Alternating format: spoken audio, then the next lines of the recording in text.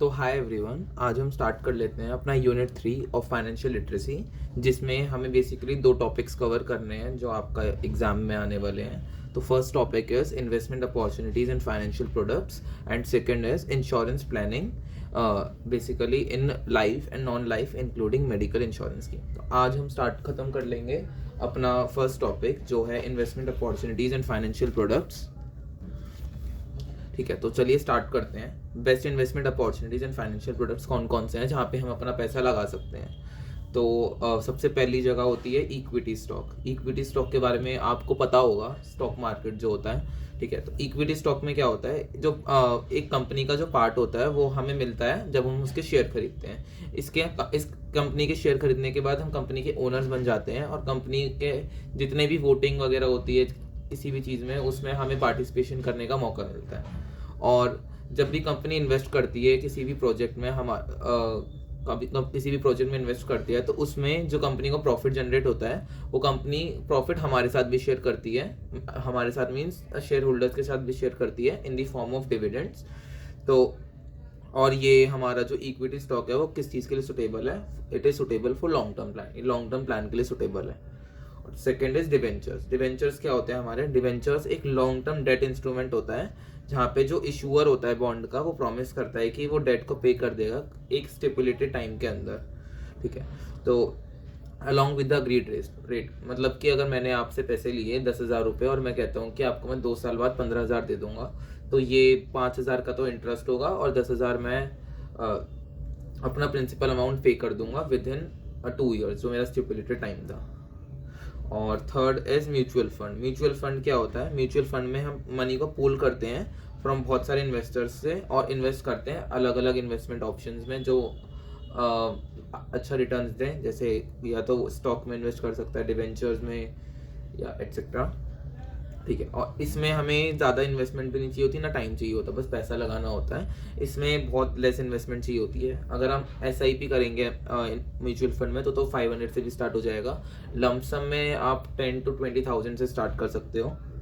और fourth is national pension scheme, NPS। National pension scheme कौन regulate करता है?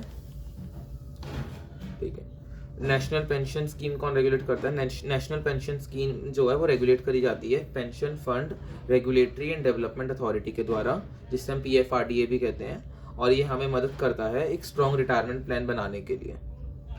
आई hope it is clear to you. अब next point देख लेते हैं। तो fifth is public provident fund, जिसको हम PPF भी बोलते हैं। तो ये एक मोस्ट पॉपुलर और एक सेफ इन्वेस्टमेंट है for your long term goal. अगर आपका कोई लॉन्ग टर्म गोल है उसके लिए सबसे पॉपुलर और एक सेफ इन्वेस्टमेंट प्लान है ये। और सेकंड, ये जो PPF होता है वो आपको प्रोवाइड करता है टैक्स रिडक्शन के साथ, मतलब अगर आप PPF में इन्वेस्ट करते हो तो आपको 1.5 लाख तक की टैक्स रिडक्शन मिलती है। थर्ड इज ये लो रिस्क इन्वेस्टमेंट है, जहाँ पे जो मार्केट रेट ऑफ इंटरेस्ट मिलता है हमें विदाउट एनी रिस्क, मतलब अराउंड इसमें आपको 7 to 7.5% of rate of interest मिलता है। और इसका जो मिनिमम इन्वेस्टमेंट पीरियड होता है PPF का वो होता है 15 ईयर्स। ठीक है, और now the sixth one is money market instrument. Money market instrument क्या होते हैं? ये वो डेट इंस्ट्रूमेंट होते हैं जिनकी जो मेजोरिटी होती है वो लेस देन 1 ईयर, मतलब इसको हमें विद इन 1 ईयर पे करना होता है। जो ये मनी मार्केट इंस्ट्रूमेंट में हम जो डेट लेते हैं, ठीक है, तो ये क्या होता है? हाईली लिक्विड होता है, मतलब कि बहुत जल्दी कैश में कन्वर्ट हो जाता है। इसको आप किसी को भी दोगे वो फटाफट आपको कैश दे देगा। हाईली लिक्विड होता है और एक नेग्लिजिबल रिस्क होता है, इसमें ना के बराबर रिस्क होता है, क्योंकि ये जो मनी मार्केट इंस्ट्रूमेंट है वो गवर्नमेंट के द्वारा रेगुलेट करे जाते हैं। एग्जाम्पल्स हो गए मनी मार्केट इंस्ट्रूमेंट के treasury bills, certificate of deposit, commercial papers etcetera. And now seventh one is a real estate investment. Real estate investment क्या होता है? ठीक है, रियल एस्टेट इन्वेस्टमेंट क्या होता है? रियल एस्टेट इन्वेस्टमेंट होता है buying property such as land and building, land और बिल्डिंग को खरीदना। और best investment opportunities that can combat inflation. और ये जो रियल एस्टेट इन्वेस्टमेंट है इसको कैटेगराइज किया जाता है एक बेस्ट इन्वेस्टमेंट अपॉर्चुनिटी जो हमें इन्फ्लेशन से, महंगाई से लड़ने में मदद कर सकती है।